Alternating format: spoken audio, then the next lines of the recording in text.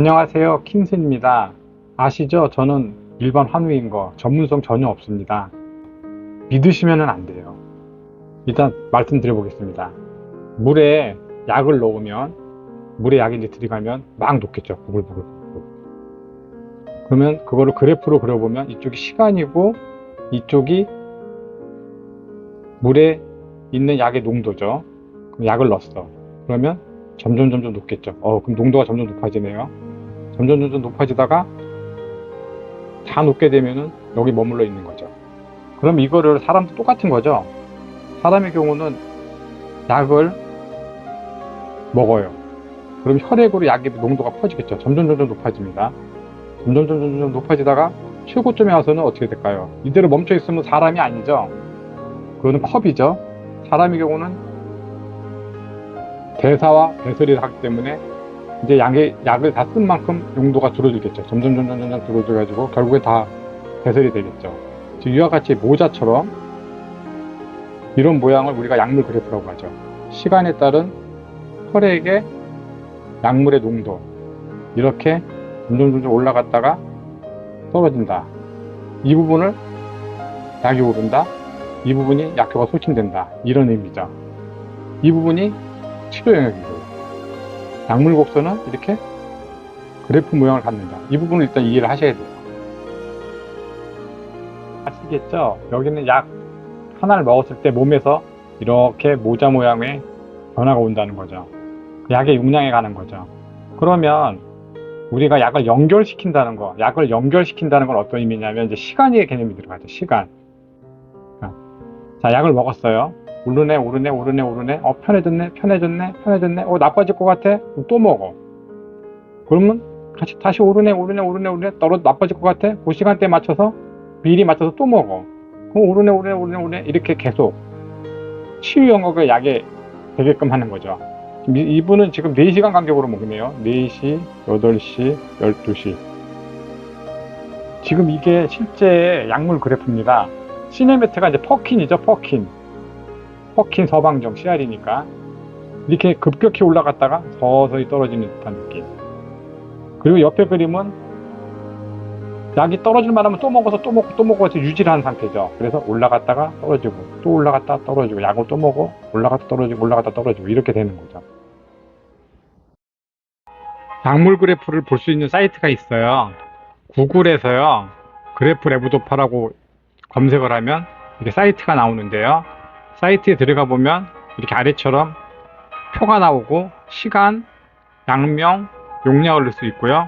거기에 복약일수를 넣게 되면 이렇게 약물 그래프가 나옵니다. 이거는 저의 약물 그래프예요.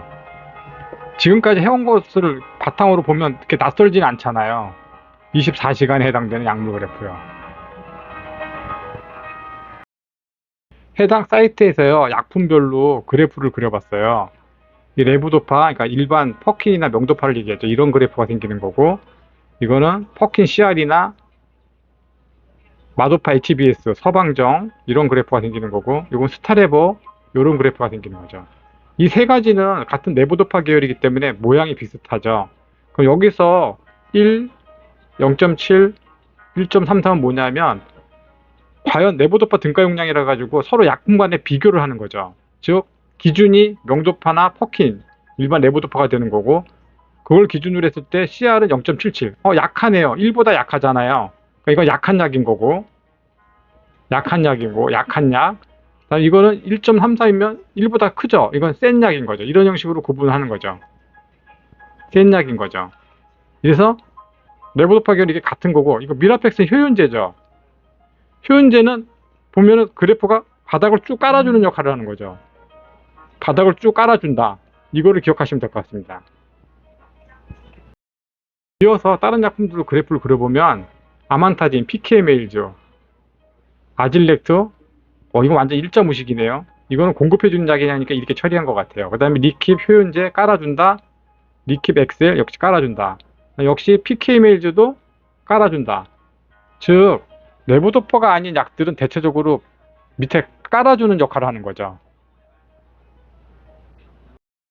제가 먹는 약을 구분해 가지고 차분하게 넣어 봤어요. 처음에 저는 명도파 일단 7호, 100, 7호를 먹습니다. 그래서 먹었다 아침에, 점심에, 저녁에 이런 형식으로 되죠.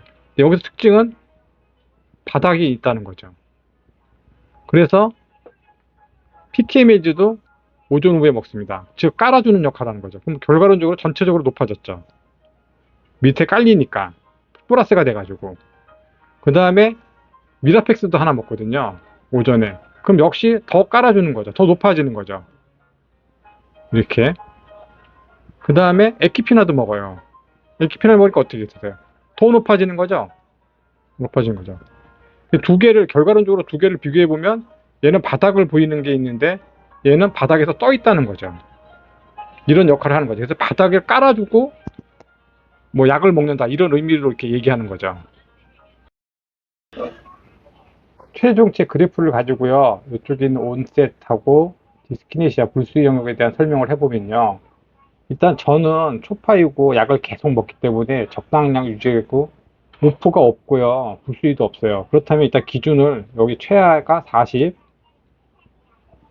40 위에 있을 때는 오프가 아니다. 뭐 30까지 떨어져 본 적이 없기 때문에 언제가 오프가 나올지 모르겠지만 어쨌든 40 위에는 오프가 아니니까 여기다가 40을 넣어서 40의 기준선이 생기게끔 한 거고요.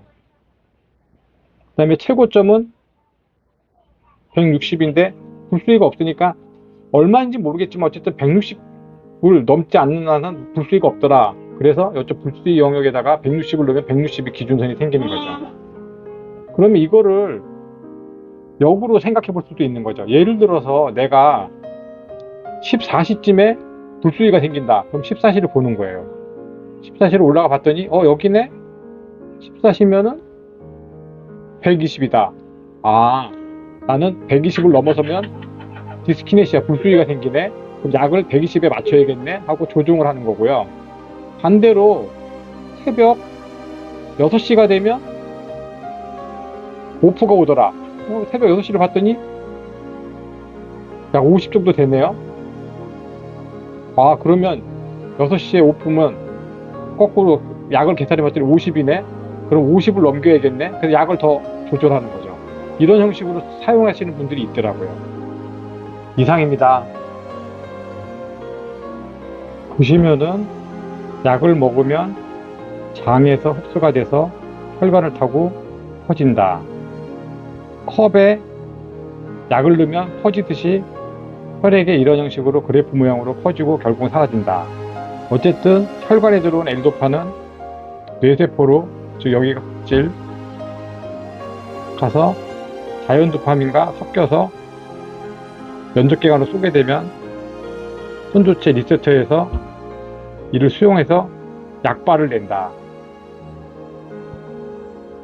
가장 중요한 건 이 부분이죠. 하지만 일련의 과정 중에 1번 장이 좋으면 약이 잘 흡수될 것이고 2번 혈관이 좋으면 잘 퍼질 것이죠. 그리고 3번 제일 중요한 뇌. 우리가 양력학적인 요소를 보면요. 효윤제, 기량제 많이 들은 거죠. 효능.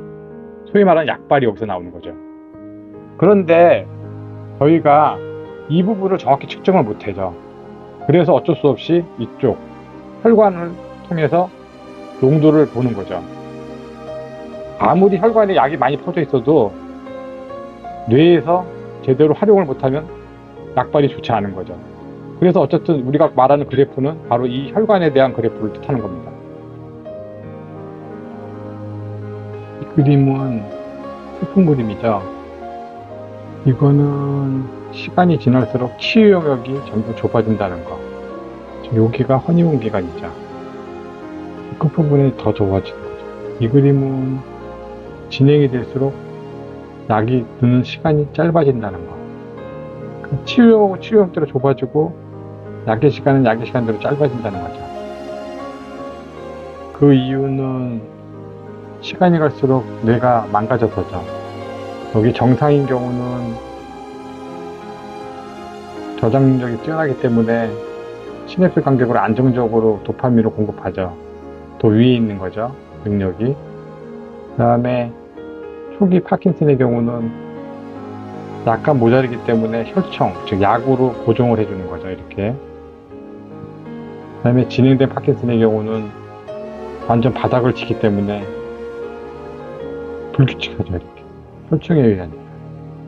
네, 이상 저 킨슨의 거짓말이었습니다.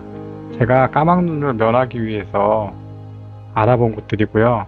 신뢰성은 전혀 없으니까 믿으시면 안 되고요. 2025년 항상 건강하시고요. 좋은 날 되세요.